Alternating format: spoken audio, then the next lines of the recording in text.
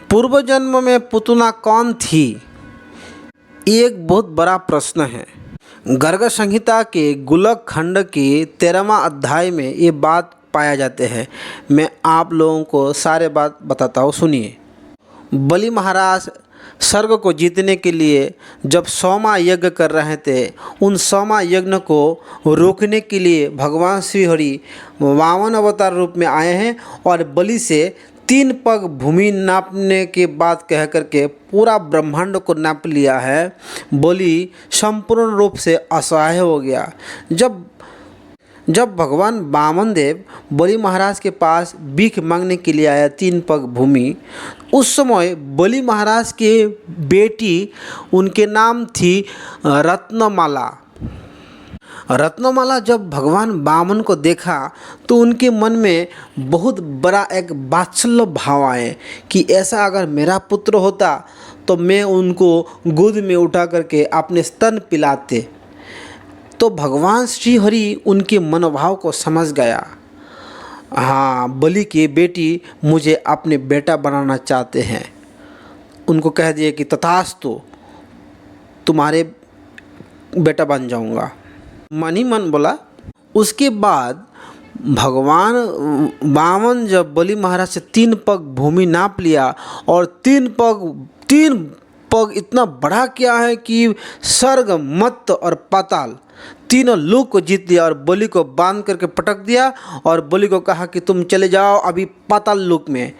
इस प्रकार बलि महाराज से जब थोड़ा सा क्रूर व्यवहार जैसे लगता है, इस प्रकार व्यवहार को देख के, अपने पिता के साथ इतना भयंकर व्यवहार को देख करके महाराज बलि के चित्त में किसी प्रकार का, भगवान को लेके किसी प्रकार का मलिनता नहीं आए। बलि प्रसन्न है अंदर से, क्योंकि भगवान तो नाटक कर रहे थे, अपने भक्तों का मान बढ़ाने के लिए क्रिया कर रहा है।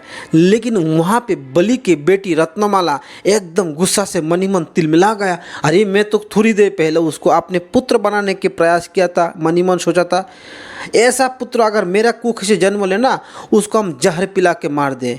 तो भगवान वामन वो तो मन ही मन समझ गया कि बलि की बेटी, अभी उनके भाव बदल गया। तो वही बलि की बेटी पुतना बन के आए और भगवान श्री कृष्ण को जहर, मतलब दूध में ही अपने स्तन पे जहर लगा करके, विष लगा करके पिलाने आए।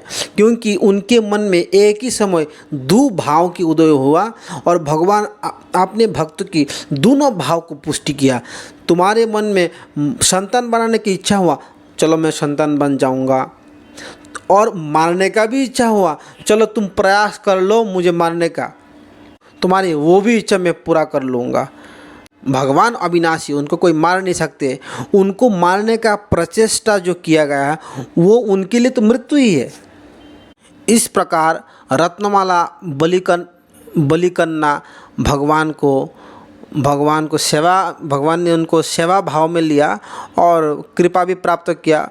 भगवान श्री कृष्ण ने जब पुतना के स्तन में अपने मुंह लगाया, इसके प्रभाव से पुतना के शरीर जब मर गया पुतना, तो उनके शरीर जब जलाए जा रहे थे तो भागवत में वर्णन है कि बहुत खुशबू निकल रहे थे। इलायची, लौंग, कपूर, चंदन का खुशबू खूब निकल रहा है, क्योंकि भगवान श्री कृष्ण उनके स्तन के दूध के साथ साथ उनके संपूर्ण पाप को भी हरण कर लिया।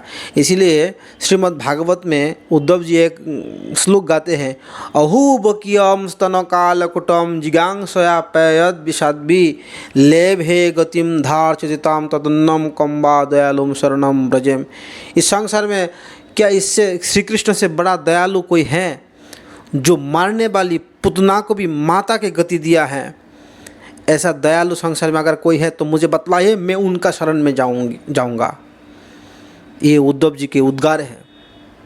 तो मारने वाले को माता बना लेता है, तो बताइए यशोदा मैया जो प्रेम से इतना सेवा किया, उनको कौन सा गति देगा?